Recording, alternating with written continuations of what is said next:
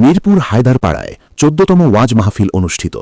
মোহাম্মদ ইয়াসিন আলীর রিপোর্টে দেখছেন বিস্তারিত। সিরাজগঞ্জ জেলার মিরপুর হায়দারপাড়া জামে মসজিদ ও ফোরকানিয়া মাদ্রাসার উদ্যোগে ধর্মীয় ভাব গাম্ভীর্যের মধ্য দিয়ে ১৪তম একদিনব্যাপী ওয়াজ মাহফিল অনুষ্ঠিত হয়েছে। বৃহস্পতিবার ৮ জানুয়ারি ২০২৬ ইংরেজি বাদ আসর থেকে মিরপুর হায়দারপাড়া জামে মসজিদ প্রাঙ্গণে এ মাহফিল অনুষ্ঠিত হয়।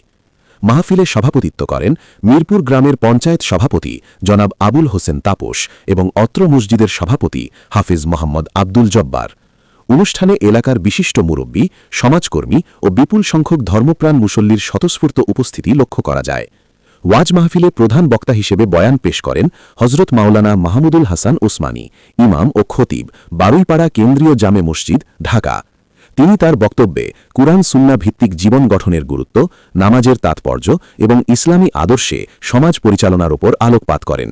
দ্বিতীয় বক্তা হিসেবে গুরুত্বপূর্ণ আলোচনা করেন হাফেজ মাওলানা রুহুল আমিন, ইমাম ও খতিব, ইসলামিয়া সরকারি কলেজ জামে মসজিদ, সিরাজগঞ্জ। তিনি দ্বীনি শিক্ষা গ্রহণ ও তা বাস্তব জীবনে প্রয়োগের আহ্বান জানান। তৃতীয় বক্তা হিসেবে বয়ান করেন হজরত হাফেজ মাওলানা মোহাম্মদ হাফিজুর রহমান।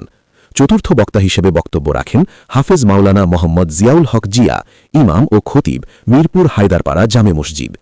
বক্তাগণ তাদের আলোচনায় ঈমান আকিদা রক্ষা, সমাজে নৈতিকতা প্রতিষ্ঠা, যুব সমাজকে দ্বীনি পথে পরিচালনা এবং পারস্পরিক ভ্রাতৃত্ববোধ জাগ্রত করার উপর গুরুত্বারোপ করেন। ওয়াজ মাহফিলটি শান্তিপূর্ণ ও সুশৃঙ্খল পরিবেশে সম্পন্ন হয়। শেষে দেশ, জাতি ও মুসলিম উম্মার শান্তি, সমৃদ্ধি ও কল্যাণ কামনা করে বিশেষ দোয়া ও মোনাজাত পরিচালনা করা হয়।